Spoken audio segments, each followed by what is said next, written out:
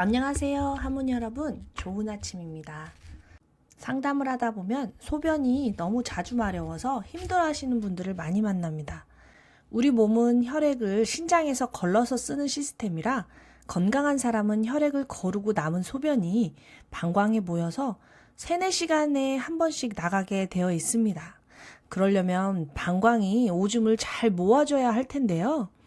방광은 속이 빈 주머니 모양의 근육기관으로 점막, 근육, 장막 이렇게 세 층으로 이루어져 있습니다. 그런데 어디서 많이 들어본 것 같지 않으세요? 네, 맞습니다. 혈관 내피, 근육, 장막 이렇게 세 가지 층이고요. 위장도 위장 점막, 근육, 장막 이렇게 세 가지 층이고요. 자궁도 자궁 점막, 근육, 장막 이렇게 세 가지 층이랍니다. 혈관도 혈액을 실어 나르느라 수축과 이완을 하고요. 위장도 음식을 잘게 부수느라 수축과 이완을 하고요. 자궁도 혈액을 내보내느라 수축과 이완을 한답니다. 각자 무엇을 운반하느냐만 다를 뿐 하는 일은 유사하지요. 방광은 소변을 내보내느라 수축과 이완을 하는 거고요. 혈관, 위장, 자궁, 방광의 공통점은 내 맘대로 수축과 이완을 할 수 없다는 것입니다. 내 맘대로 할 수 있는 게 아니고 뇌 맘대로, 즉 자율신경 맘대로 수축과 이완을 하는 거죠. 방광 점막 밑에 자율신경이 지나고 있어서 자율신경의 신호를 받고 방광이 수축과 이완을 하는데요. 만약 방광 점막이 위 점막처럼 너무 얇거나 혈관처럼 딱딱하게 굳어 있다면 자율신경의 신호를 제대로 받지 못하겠죠. 소변이 다 차지 않았는데도 민감하게 반응하거나 수축과 이완을 잘 하지 못해서 소변을 많이 담을 수 없게 되겠죠. 그뿐만 아니라 지나치게 저염식을 한다면 쓸데없이 소변량이 많아져서 소변이 자주 마려울 수도 있습니다. 옛날에는 돼지방광을 가지고 공놀이를 했다고 하더라고요. 그만큼 신축성이 좋은 근육 덩어리라는 뜻인데요. 나이가 들면 당연히 혈액이 부족해지면서 방광으로 가는 혈액도 줄어들 것이고 방광의 근육도 퇴화되어 신축성이 줄어드니 소변을 많이 저장할 수 없게 된답니다. 특히나 방광은 노폐물, 즉 활성산소가 많이 배출되는 곳인데요. 활성산소를 빨리 처리할 수 있는 항산화 요소가 부족한 사람들은 활성산소가 방광 점막을 공격해서 방광 점막이 약해질 것이고요. 심하면 방광염으로까지 번져서 무척 고통을 당하게 됩니다. 게다가 여성들은 남성들처럼 요도가 길지 않으므로 항문에서의 세균 감염 빈도도 훨씬 많을 수밖에 없고요. 급성 방광염은 항생제 투여로 잘 넘어가지만 만성 방광염은 항생제도 잘 듣지 않아서 무척 고생을 하게 됩니다. 우리가 스트레스를 받으면 방광으로 가는 혈액이 줄어들게 됩니다. 사느냐 죽느냐 하는 판국에 소변 보고 있을 수 없기 때문이죠. 가끔 그런 소리 들어보셨죠? 밥 먹을 시간, 화장실 갈 시간도 없이 일에 몰두했다. 자, 이렇게 오랫동안 긴장 상태가 유지되면 처음에는 잘 버텨주던 위, 방광, 자궁, 혈관이 결국에는 다 무너지게 됩니다. 방광 점막, 위점막, 자궁 점막, 혈관 내피들이 얇아지고 딱딱해지고 염증이 생기기 시작하는 거죠. 그러니 몸을 잘 보살펴야겠습니다. 알아서 잘하겠거니 하고 너무 팽개치지 말아야겠습니다. 몸이 나를 힘들게 한 게 아니고 내가 몸을 보살피지 못했다는 것을 알고 반성해야겠습니다. 하모니 여러분, 오늘도 마음은 풀어주고 생각은 바라보고 몸은 보살피는 좋은 하루 되세요. 마생몸 정진!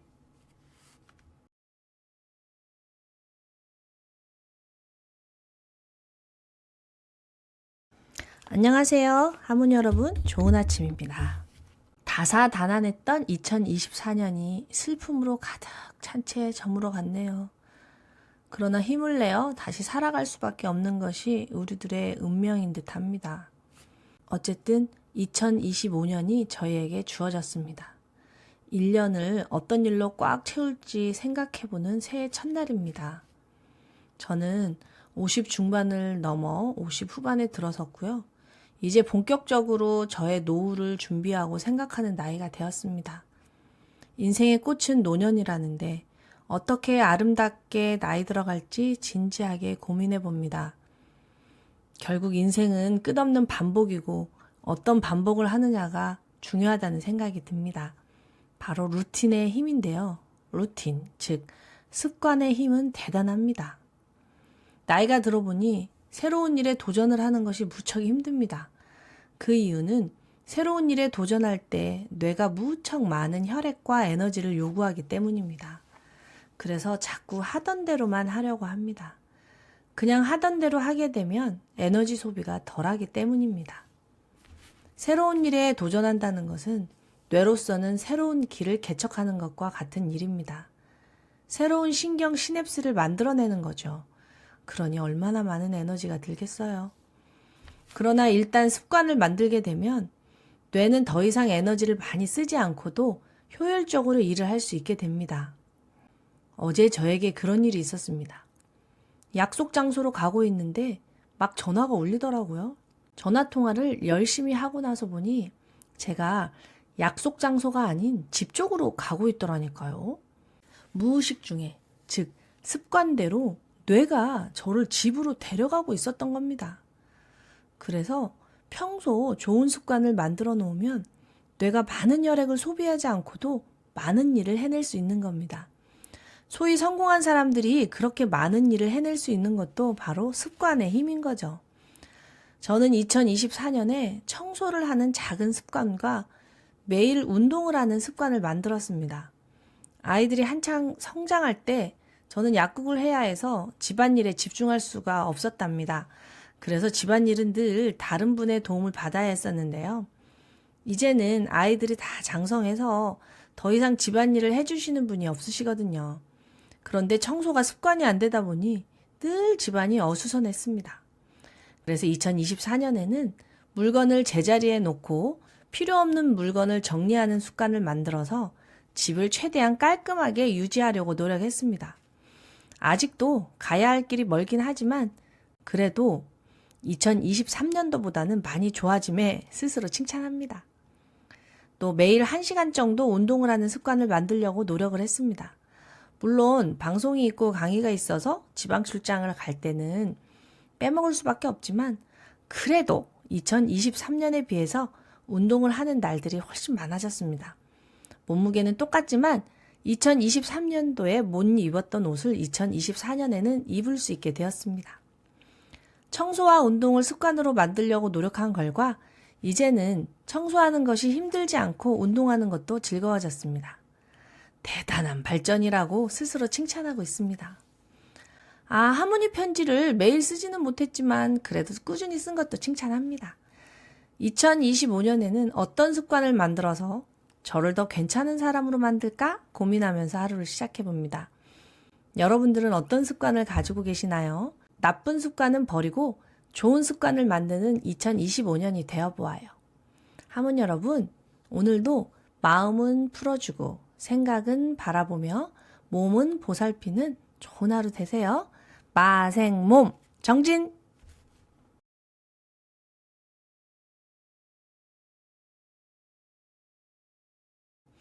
안녕하세요, 하모니 여러분. 좋은 아침입니다. 상담을 하다 보면 야간요로 고생하는 사람들을 많이 만납니다.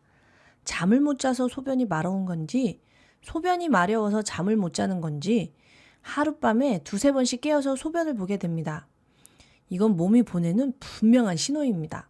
뭔가 몸이 균형을 잡기 위해, 즉 살려고 노력하고 있다는 신호인 거죠. 도대체 어떤 신호일까요? 첫 번째, 일단 기저질환이 있는지 확인해 봅니다. 당뇨, 고혈압, 신부전, 전립선 비대, 하지정맥류, 뇌질환 등이 있을 때 야간요가 발생할 수 있습니다. 혈당이 높으면 당을 소변으로 내보내기 위해 소변이 많아지고요. 신부전으로 심장의 기능이 약해지면 낮 동안 고여있던 체액이 밤에 배출됩니다.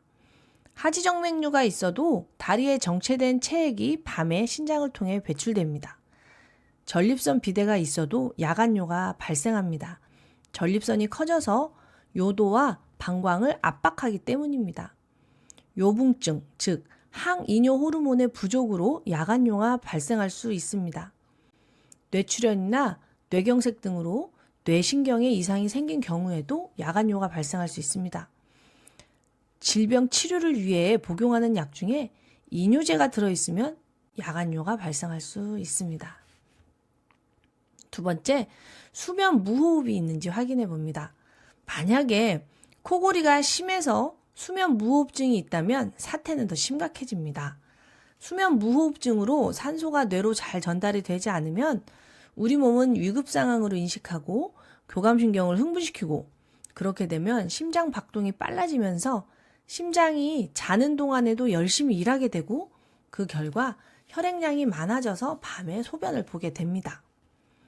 수면 무호흡증 환자는 밤에 소변량이 많아지는 경우가 흔합니다. 이는 무호흡 동안 심장에서 AMP, 즉 심박 나트륨 이뇨 펩타이드라는 호르몬의 분비가 증가해 신장에서 나트륨 배출과 함께 소변량이 늘어나기 때문입니다. 세 번째, 만성적인 스트레스 상황인지 살펴봅니다. 만성적인 스트레스는 호르몬의 고갈을 가져옵니다. 코티솔의 부족은 물론 항이뇨 호르몬인 바소프레신의 부족을 초래합니다. 네 번째, 만성염증이 진행되고 있는지 살펴봅니다. 만성염증이 진행되면 히스타민이 많아지고, 히스타민이 많아지면 콧물이 많아지듯 소변이 많아진다고 생각하시면 쉽습니다. 만성염증으로 히스타민이 많아지면 뇌의 각성이 높아져서 잠도 잘 오지 않습니다. 다섯 번째, 지나치게 싱겁게 먹으면서 물을 많이 먹어도 소변량이 많아지고, 지나치게 짜게 먹어도 소변량이 많아집니다. 지나치게 싱겁게 먹으면서 물을 많이 먹으면 혈액의 염도를 0.9%로 맞추기 위해 마셨던 물이 그대로 소변으로 나오면서 소변량이 많아지고요. 지나치게 짜게 먹어도 역시 혈액의 염도를 0.9%로 맞추기 위해 세포 안의 물을 세포 밖으로 꺼내어서 소변량이 많아집니다. 여섯 번째, 카페인, 술, 조미료 등 자신이 먹는 음식을 확인해 보세요. 모두 소변량을 늘려서 야간뇨의 원인이 될 수 있습니다. 조미료가 많이 든 음식을 먹으면 유달리 갈증을 많이 느낄 때가 있는데요. 그 이유는 조미료에 포함된 소금 때문입니다. 조미료가 많이 함유된 음식을 먹으면 조미료에 포함된 염분이 나트륨 농도를 필요 이상으로 증가시키고, 그 균형을 맞추기 위해 수분을 더 많이 필요로 하게 되고 소변량을 증가시킵니다. 일곱 번째, 혈액이 부족하고 근육이 부족한지 확인해 보세요. 방광은 근육입니다. 근육은 혈액이 있어야 잘 만들어집니다. 혈액이 부족하면 방광 근육이 약해지고, 방광 근육이 약해지면 밤새 소변을 담아들 수가 없습니다. 이렇듯 야간뇨는 몸이 보내는 신호입니다. 불편하다고 무조건 약으로 증상을 없애려고만 하면 몸과 마음은 더 힘들어집니다. 약은 꼭 필요할 때만 쓰고, 근본적으로는 몸이 보내는 신호를 잘 알아차려야 합니다. 하모니 여러분, 오늘도 마음은 풀어주고 생각은 바라보며 몸은 보살피는 좋은 하루 되세요. 마생몸 정진!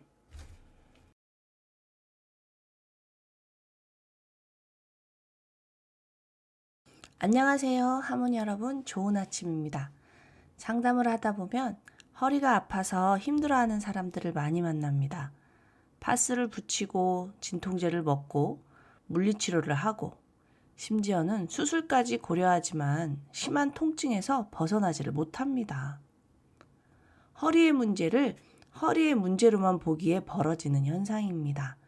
허리는 몸의 일부이기에 우리는 몸 전체의 균형을 봐야 합니다. 몸의 균형이 왜 깨졌는가를 살펴봐야 허리를 살려낼 수 있습니다. 우리의 몸을 잘 살펴보세요. 심장과 간과 폐는 갈비뼈가 보호해주고 있지만 배는 뼈가 보호해주지를 못합니다. 배에 뼈가 없는 이유는 장기들이 유연하게 움직여야 하기 때문입니다. 몸을 움직이거나 자세를 바꿀 때, 또는 소화 과정에서 장기들이 자유롭게 움직여야 하기 때문이죠. 배에도 뼈가 있다면 우리가 어떻게 허리를 굽혀서 땅에 떨어져 있는 것을 주울 것이며 씨를 뿌리고 땅을 갈아서 먹고 살 수 있었겠습니까? 당연한 듯 신기합니다. 또한 배는 횡격막과 연결되어 호흡시 중요한 역할을 합니다. 특히 깊은 숨을 들이쉴 때 복부가 팽창하거나 수축해야 하는데 뼈가 있으면 이러한 움직임이 제한될 수 있습니다. 그래서 배는 뼈는 없지만 단단한 복부 근육으로 보호됩니다. 복직근, 외복사근, 내복사근, 복횡근 등 무려 4개의 근육이 촘촘히 배를 보호하고 있답니다. 이 근육들이 잘 발달되어 있어야 뱃속 장기들이 제자리에 잘 있을 수 있고 외부 충격으로부터 스스로를 보호할 수 있습니다.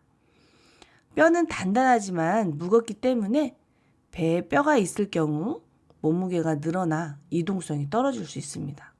배를 근육과 연조직으로 구성함으로써 체중을 줄이고 이동성을 높입니다. 결론적으로 배에 뼈가 없는 것은 인간이 살아남기 위한 최선의 진화적 선택인 거죠. 그런데 이러한 복근이 중요한 이유가 또 있습니다. 바로 허리 때문이죠. 복근이 튼튼해야 허리의 부하를 줄일 수 있고 척추를 바르게 펼 수 있습니다.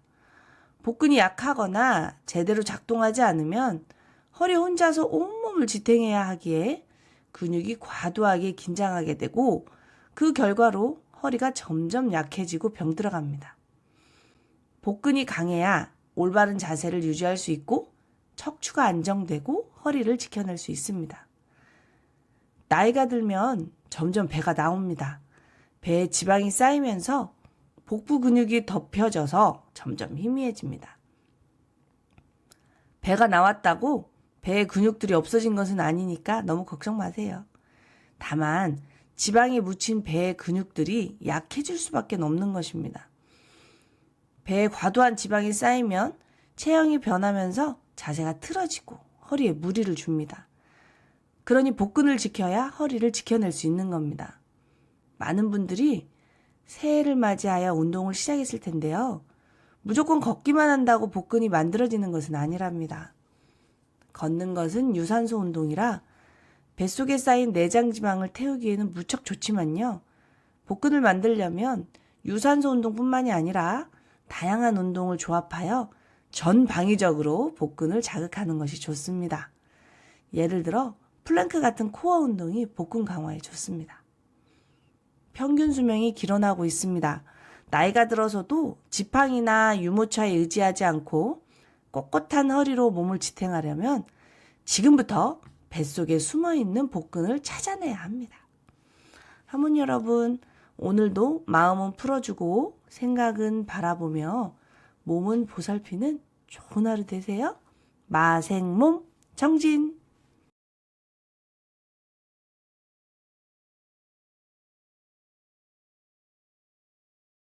안녕하세요. 하모니 여러분, 좋은 아침입니다. 상담을 하다 보면 역류성 식도염으로 고생하는 사람들을 많이 만납니다. 역류성 식도염은 위산이 식도로 역류하여 생기는 염증성 질환인데요. 무척 고통스럽습니다. 원래 위산은 위 속에만 있어야 합니다. 왜냐하면 위산이 아주 강한 염산이기 때문이죠. 위산은 다른 말로 염산이라고도 합니다. 염산이 피부에 그냥 노출되면 강한 화상을 입을 수 있습니다. 그 정도로 강한 염산이 윗속에서 나와줘야 우리가 먹는 고기 덩어리들을 잘게 부술 수 있고 입과 코로 들어오는 나쁜 세균을 없앨 수 있는 거죠. 그런데 왜 위는 그런 강한 위산에도 화상을 입지 않는 걸까요? 위는 위산으로부터 스스로를 지킬 수 있는 구조이기 때문입니다. 위 점막은 뮤신이라는 점액질로 덮여 있기에 위산의 영향을 받지 않습니다. 또한 위 점막에는 중탄산염이 있어서 위산을 중화시킵니다. 무엇보다도 위 점막은 다른 세포에 비해 재생 능력이 좋습니다. 상처를 받으면 신속히 복구하는 능력이 탁월합니다. 그래서 젊은 술꾼들이 숙취로 힘들어하다가도 며칠만 지나면 다시 술을 먹을 수 있는 겁니다. 이런 식으로 위는 위산과 점막 간의 균형을 잡기에 우리가 먹고 싶은 음식을 마음껏 먹을 수 있는 겁니다. 그런데 식도는 그렇지 못합니다. 식도는 위산의 속수무책입니다. 식도는 위산을 막아낼 점막이 없습니다. 그래서 위산이 역류하면 그냥 화상입니다. 얼마나 고통스러운지 경험해보지 않은 사람들은 모른다고 합니다. 너무 고통스러워 밤새 앉아서 잠을 잔다고 합니다. 병원에서는 일단 제산제를 처방해 줍니다. 소방차가 불을 끄듯 위산을 끄는 약을 처방해 주는 거죠. 일단 제산제를 복용하면 위산이 중화되기에 속이 편안해집니다. 그러나 약을 복용하지 않으면 금세 재발하게 됩니다. 그래서 약을 달고 사는데 이런 제산제를 오래 복용하게 되면 위산 부족증으로 또 고생하게 됩니다. 약을 안 먹으면 고통스럽고 약을 먹으면 부작용에 시달리면서 이러지도 저러지도 못하면서 오랫동안 고통을 받습니다. 그럴 때 제가 권하는 호흡법이 있습니다. 바로 횡격막 호흡법이죠. 횡격막은 가슴과 배를 나누는 근육으로 호흡을 담당하는 주요 근육 중 하나입니다. 몸 안에 들어있기에 육안으로는 확인하기 어렵습니다. 사람이 억울하고 분한 일을 겪으면 자신도 모르게 가슴을 두드리면서 대성통곡을 하게 되는데요. 그때 두드리는 부위를 명치라고 하고 실제로 화병이 있으신 분들은 이 명치가 무척 아픕니다. 이 명치가 바로 횡격막과 무척 관계가 깊습니다. 횡격막이 무척 중요한 이유는 이 횡격막 밑으로 식도와 복부 대동맥이 빠져나가기 때문입니다. 만약 우리가 스트레스를 받으면서 씩씩거리면 흉식 호흡을 하게 되고 횡격막은 움츠러들게 됩니다. 그렇게 되면 횡격막을 통과하는 식도와 복부 대동맥도 조여지게 되고 그러면 위와 식도를 연결하는 식도 관략근이 압력에 의해 열려서 윗속에 있어야 할 위산이 식도로 역류하게 되는 것입니다. 물론 모든 역류성 식도염 환자들이 횡격막의 문제만 해결된다고 되는 것은 아니지만 횡격막의 수축과 이완을 원활하게 했을 때 많은 도움이 됩니다. 횡격막 호흡법이라고도 하고 복식 호흡이라고도 합니다. 숨을 들이쉴 때 배를 부풀리면서 크게 들이쉬고 내쉴 때 배를 등에 붙이면서 천천히 내쉽니다. 들이쉬는 들숨보다 내쉬는 날숨을 더 길게 하면 좋습니다. 이렇게 호흡을 하게 되면 교감신경이 안정되면서 몸과 마음이 편안해집니다. 자율신경은 내 맘대로 되는 게 아니고 뇌 맘대로 되기에 뇌에게 좋은 신호를 줘야만 안정이 되는데 내 맘대로도 되고 뇌 맘대로도 되는 게 하나 있는데 그게 바로 호흡입니다. 그래서 우리가 걱정, 근심, 불안, 두려움 등으로 시달릴 때 감정에 휩싸이거나 끝도 없는 생각의 늪으로 빠지지 않기 위해서는 들숨과 날숨에 집중하는 것이 무척 좋습니다. 하모니 여러분, 오늘도 마음은 풀어주고 생각은 바라보며 몸은 보살피는 좋은 하루 되세요. 마생몸 정진!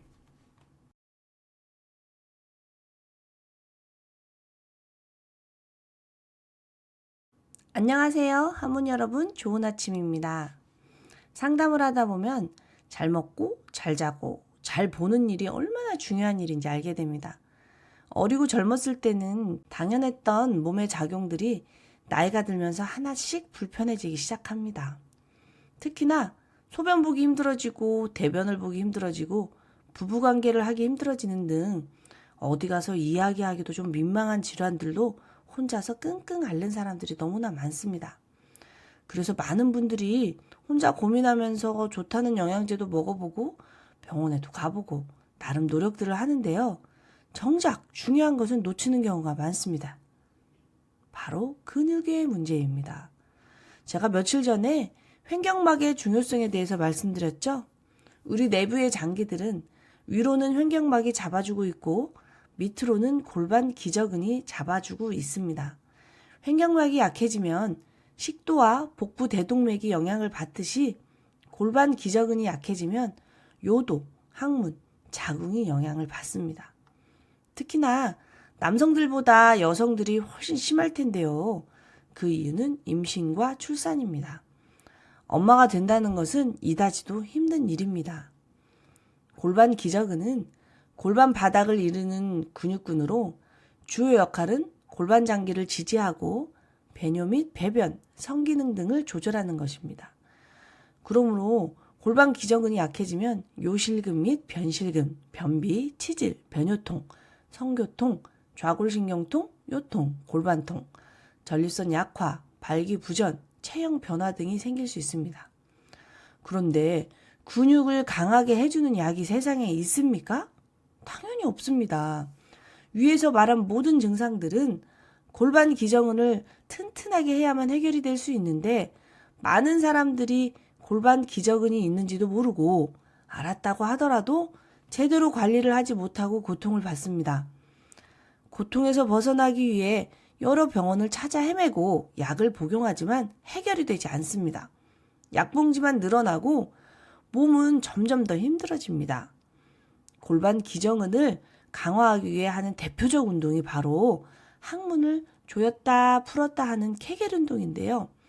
우리 몸은 하나로 연결되어 있기에, 즉 모든 근육이 하나로 연결되어 있기에 케겔 운동만 한다고 좋아질 수는 없습니다. 횡격막, 복근, 척추 기립근, 골반 기저근이 다 같이 연결되어 있기에 케겔 운동은 횡격막 호흡, 즉 복식 호흡과 함께 해줘야 균형을 잡을 수 있습니다.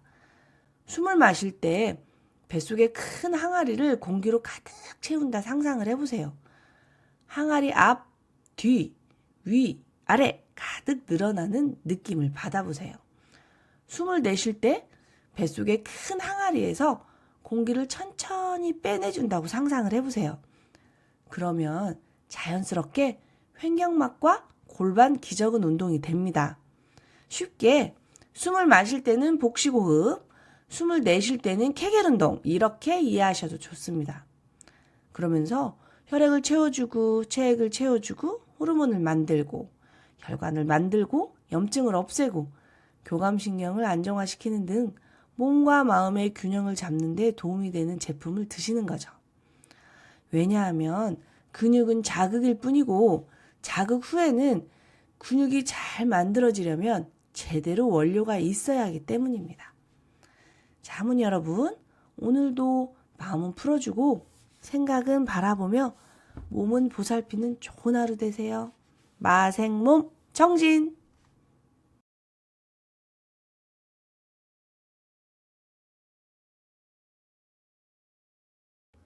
안녕하세요. 하모니 여러분, 좋은 아침입니다. 상담을 하다 보면 도대체 이 고통에서 언제 벗어날 수 있냐고 호소하는 사람들을 많이 만납니다. 질병의 고통이라는 것은 겪어보지 않은 사람들은 알 수 없기에 참으로 안타깝고 안타깝습니다. 전문가들은 고통을 어떻게 해서든지 덜어드리기 위해 진통제, 신경안정제, 신경차단제, 수면제 등 다양한 약을 처방하지만 고통을 잊는 것도 잠시뿐이고 고통은 점점 심해집니다. 약으로 고통이 사라지지 않음을 경험한 환자분들은 이제 다양한 건강식품을 드시기 시작합니다. 이게 좋다더라, 저게 좋다더라. 그러나 이런 제품들도 그닥 신통치가 않습니다. 병원약에 각종 영양제, 식탁 위에는 밥보다 약이 더 많이 쌓여갑니다. 하루 종일 약과 제품을 먹고 있어도 고통이 줄지를 않는다고 하소연합니다. 왜 그럴까요? 그것은 우리 몸이 살아있는 생명체이기 때문입니다. 약이나 제품으로 뚝딱 부품을 갈아치운다고 고쳐지는 기계가 아니기 때문입니다. 생명체는 살아남기 위해서 끊임없이 에너지를 조절합니다. 에너지 조절은 생명체의 생존, 성장, 번식, 환경 적응 등 모든 생리적 과정에서 핵심적인 역할을 합니다. 그 중심에 호르몬이 있습니다. 호르몬은 생명체의 신체 기능을 조절하고 조화롭게 유지하는 데 중요한 역할을 합니다. 호르몬 중에서 가장 목소리가 큰 호르몬이 생존 호르몬입니다. 사느냐 죽느냐의 갈림길에서 성장이나 번식이나 환경 적응은 사치입니다. 일단은 무조건 살아남아야 성장도 하고 번식도 하고 환경 적응도 할 수 있기 때문입니다. 뇌는 호르몬의 컨트롤 타워입니다. 뇌가 어떤 판단을 하느냐에 따라 우리 몸의 호르몬이 달라집니다. 뇌는 우리의 호흡, 심리 상태, 체온, 혈액, 신경 상태 등등을 종합 분석하여 어떤 호르몬의 스위치를 켜고 끌지를 결정합니다. 생존 호르몬에 불이 켜져 있는 상태에서는 성장 호르몬이 나올 수가 없습니다.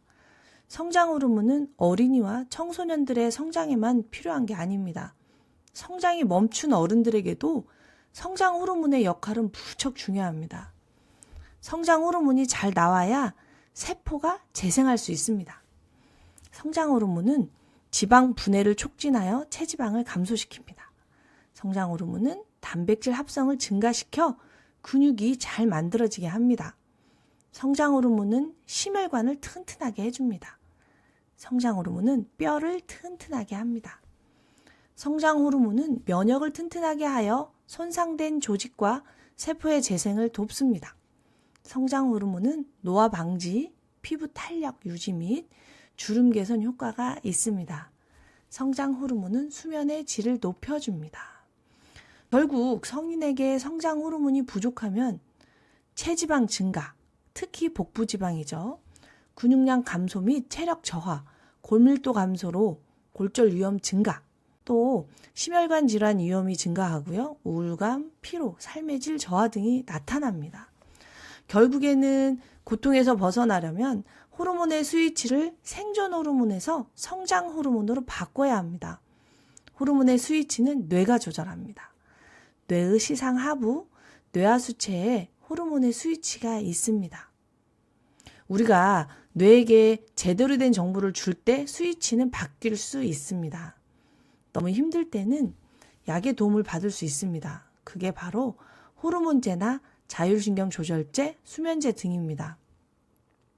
그러나 약은 마중물처럼 일시적으로 사용해야 하지 약에만 의존하면 영영 스스로 조절할 수 없게 됩니다. 그리고 나중에는 약도 듣지 않게 됩니다. 또 아무리 좋은 영양제를 먹는다 한들 마음에서 끊임없이 불안과 두려움이 올라온다면 뇌는 계속해서 생존 호르몬의 스위치를 눌러댈 것입니다. 그러니 질병을 치유하려면 생존 호르몬의 스위치를 끄고 성장 호르몬의 스위치를 켜야 합니다. 그러나 그것은 그 어떤 전문가도, 그 어떤 약도, 그 어떤 제품도 해줄 수가 없습니다. 스스로 해야만 하는 것입니다. 스스로를 위로하고 격려하고 온화하게 안아주고 품어줄 때 스위치가 바뀌는 것입니다. 자신의 사랑과 연결해야 합니다. 하모니 여러분, 오늘도 마음은 풀어주고 생각은 바라보며 몸은 보살피는 좋은 하루 되세요. 마생몸 정진.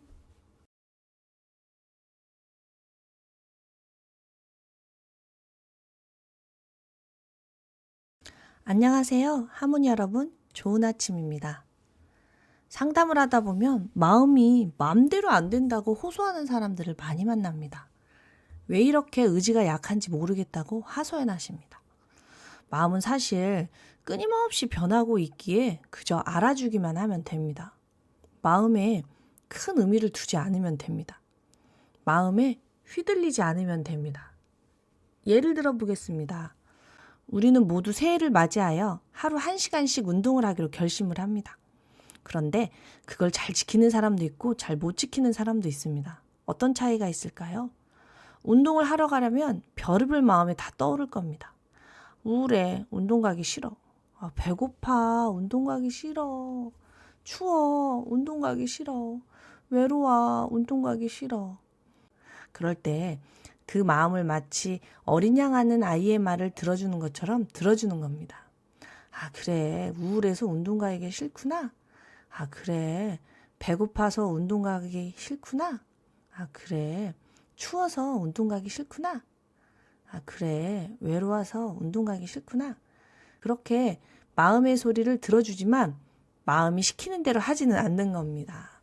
원래 하기로 했던 대로, 원칙대로 하는 겁니다. 그래, 그 마음은 알겠지만 올해에는 운동 가기로 했잖아. 그러니까 가자. 이렇게 자신을 데리고 운동을 가는 겁니다. 그렇게 운동을 다녀오면 운동 다녀오니 참 좋다. 나와의 약속을 지켰어. 아주 훌륭해. 이런 마음이 올라옵니다. 마음은 이렇게 끊임없이 변합니다. 이랬다 저랬다 왔다 갔다 변덕스럽습니다. 마음은 원래가 하루에도 수십 번씩 변합니다. 그렇게 수십 번씩 변하는 자신의 마음을 알아차리고 볼 수 있는 힘을 키워야 합니다. 그렇게 변덕스러운 마음에 휘둘리지 않아야 합니다. 그런 마음의 속성을 알게 되면 자신이 의지가 약한 사람이 아니라 마음의 속성을 몰라서 그랬다는 것을 알게 됩니다. 또 예를 들어 볼게요. 아이가 일찍 일어나고 공부를 열심히 하면 어떤 마음이 드나요? 아이고 참 예쁘다, 사랑스럽다, 자랑스럽다 뭐라는 이런 마음이 들죠. 그러나 아이가 늦게 일어나고 공부도 안 하고 게임만 하면 어떤 마음이 드나요? 아이고 꼴보기 싫다, 답답하다, 화난다 이런 마음이 들죠.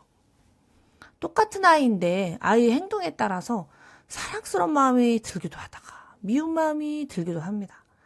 그러나 아이가 사랑스러울 때만 내 아이고 미우면 내 아이가 아닌가요?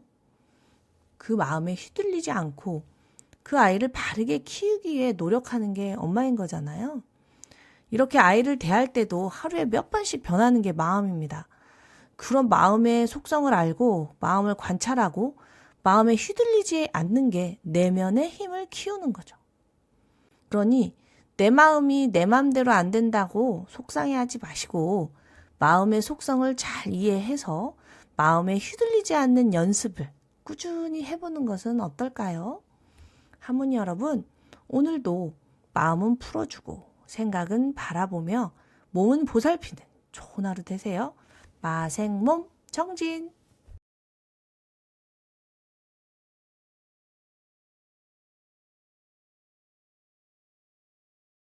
안녕하세요. 하모니 여러분, 좋은 아침입니다.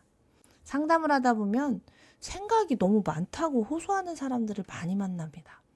생각을 많이 하게 되면 혈액 소모가 크고 그렇게 되면 온몸으로 갈 혈액이 부족해지기에 생각을 줄이고 싶은데 잘 안 된다고 하십니다. 생각을 줄이려면 일단 자신의 핵심 신념을 찾아야 합니다. 나도 모르게 나에게 뿌리 깊이 박혀있는 신념이 무엇인지 찾아서 그 뿌리를 캐내야만이 생각을 줄일 수 있습니다. 예를 들어 볼게요. 부부싸움을 하고 심하게 마음고생을 하는 아내분이 있었습니다. 남편이 자꾸 부인과 상의도 하지 않고 다른 사람을 도와준다는 것이었습니다. 남편에게 그러지 말아달라고 부탁을 했는데도 무시를 한다는 것이었습니다. 남편에게 감정적으로 존중받지 못하자 부인은 그날부터 더는 못 참겠다. 차라리 이혼을 하는 게 낫다. 이혼하면 내가 나가야 하나? 저 사람이 나가야 하나? 제3분할은 또 어떻게 해야 하나? 앞으로 어떻게 살아야 하나? 등등 꼬리에 꼬리를 무는 생각과 분노에 잠을 못 자고 심장이 두근거리며 혈압이 오르는 신체화 반응이 나타났습니다. 생각이 감정을 부채질하고 감정이 생각을 퍼올리면서 생각과 감정이 한 덩어리가 되어 몸의 호르몬들이 변하게 되는 거죠. 이럴 때 어떻게 해야 할까요? 일단 생각과 감정을 구분해야 합니다. 생각과 감정을 구분하려면 몸의 감각에 집중하는 게 좋습니다. 감정은 에너지라서 몸으로 올라오거든요. 심장의 두근거림, 뒷목의 뻐근함, 눈의 빡빡함, 입의 건조함 등을 그대로 느껴줍니다. 눈을 감고 호흡을 하면서 몸의 감각을 있는 그대로 따라가 봅니다. 그렇게 에너지의 흐름을 느껴봅니다. 그렇게 자신의 감정을 있는 그대로 느껴주면서 위로를 해줍니다. 많이 화나는구나. 많이 슬프구나. 많이 허무하구나. 혹여 눈물이 나오면 울어주어도 좋습니다. 욕이 하고 싶으면 해도 됩니다. 그렇게 자신의 감정을 알아주면 어느 정도 감정이 해소가 됩니다. 그렇게 어느 정도 감정이 잦아들면 자신의 머릿속에 떠오르는 생각들을 적어봅니다. 그리고 그 생각들의 근원을 찾아봅니다. 가장 좋은 방법은 질문입니다. 나는 무엇을 사실이라고 믿고 있는가? 나에게는 무엇이 중요한가? 나는 무엇을 원하는가? 이것이 없으면 나는 큰일 나는가? 이렇게 자신에게 파고 들어가다 보면 자신의 핵심 신념을 찾아낼 수 있습니다. 이 부인이 찾아낸 핵심 신념은 남편이 정말로 나를 사랑한다면 내가 싫어하는 것은 하지 말아야 한다. 내가 싫어하는 행동을 반복해서 한다는 것은 나를 존중하지 않는다는 것이다. 이런 핵심 신념을 가지고 있으면 결혼 생활은 계속 불행할 수밖에 없습니다. 왜냐하면 남편이 변해야만 하니까요. 그러나 이미 부인은 남편이 변하지 않는다는 것을 알기에 절망할 수밖에 없고 그래서 화병이 났던 것이었습니다. 그렇다면 어떻게 해야 할까요? 자신의 핵심 신념을 찾은 후 그 신념에 질문을 하는 겁니다. 내가 싫어하는 행동을 하지 않는 것이 정말 사랑일까? 그게 맞는 생각일까? 나 몰래 타인을 도와주는 게 나를 존중하지 않는 걸까? 이게 맞는 생각일까? 이런 식으로 자신의 핵심 신념에 질문을 하다 보면 어느새 남편에게는 내가 모르는 남편의 세계가 있다. 남편에게는 어떤 트라우마가 있어서 타인의 부탁을 거절하지 못할까? 어떻게 하면 같은 다툼이 되풀이되지 않을까? 이런 식으로 변하는 것을 경험하게 됩니다. 이렇게 변하게 되면 전혀 다른 차원의 해법이 보이게 됩니다. 물론 한 번에 되진 않습니다. 그러나 끊임없이 훈련하다 보면 어느덧 감정에 휩싸이지 않고 생각하는 힘이 커져 있는 것을 느끼게 됩니다. 하모니 여러분, 오늘도 마음은 풀어주고 생각은 바라보며 몸은 보살피는 좋은 하루 되세요.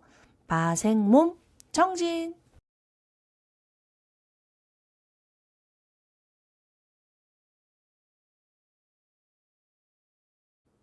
안녕하세요. 하모니 여러분, 좋은 아침입니다.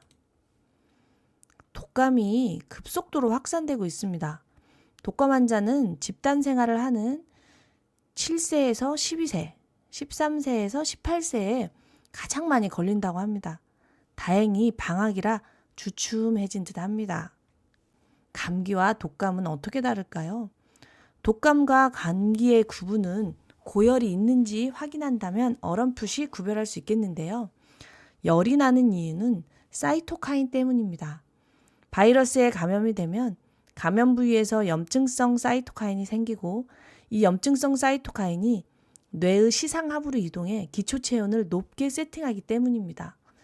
독감은 고열이 나고 일반 감기는 고열이 나지 않는데 그 이유는 독감 바이러스는 면역세포가 알아보기가 힘들어서 더 많은 사이토카인을 분비해야 하기 때문입니다. 독감 바이러스에 감염이 되더라도 어떤 사람은 고열에 시달리고 어떤 사람은 고열에 시달리지 않고 금방 낫는데 그 차이점이 뭘까요? 면역세포가 약하면 바이러스를 한 번에 제압하지 못하고 염증성 사이토카인을 계속 분비하기 때문입니다. 면역세포가 튼튼하면 바이러스 감염 후에 염증성 사이토카인을 와락 분비해서 바이러스를 단숨에 처리하기에 열이 나더라도 금방 좋아지고 독감에서 금방 벗어납니다. 그런데 65세 이상이 되면 면역세포가 약해져 있을 뿐만 아니라 만성 염증으로 인한 기저질환이 있다면 예를 들어서 당뇨, 고혈압, 고지혈 등등이겠죠. 만성 염증에 대항하느라 면역세포가 많이 지쳐 있어서 독감에 걸리기도 쉽고 바이러스를 쉽게 제압하지 못합니다. 감기는 근육통을 동반하지 않는 경우가 많은데 독감은 대부분 몸이 부서지는 듯한 근육통을 동반하는 경우가 많습니다. 왜 그럴까요? 바이러스에 감염이 되면 면역세포가 사이토카인을 만들어서 첫 번째, 기초체온을 올리고 두 번째, 근육의 통증을 일으켜 움직이지 않게 해 에너지를 보존하고 세 번째, 남은 에너지를 모두 면역세포가 끌어다 씁니다. 이렇게 이해하시면 쉽습니다. 즉, 몸에 침투한 바이러스와 싸워서 살아남기 위해 에너지를 최대한 끌어모으는 거죠. 이렇듯 몸은 우리를 살리기 위해 최선을 다하고 있습니다. 이럴 때 자꾸 증상을 없애주는 해열제, 기침약, 콧물약 등만 복용하면서 에너지의 균형을 찾지 않는다면 나은 것도 아니고 아픈 것도 아닌 상태로 오래 갑니다. 너무 고열이 나면 해열제를 쓰고 너무 기침이 심해서 잠을 못 잘 정도면 기침약을 쓸 수는 있지만 근본적으로는 내 몸의 면역세포가 바이러스와 잘 싸울 수 있도록 힘을 몰아주는 겁니다. 즉, 혈액과 체액을 아끼고 면역세포에 힘을 실어주는 겁니다.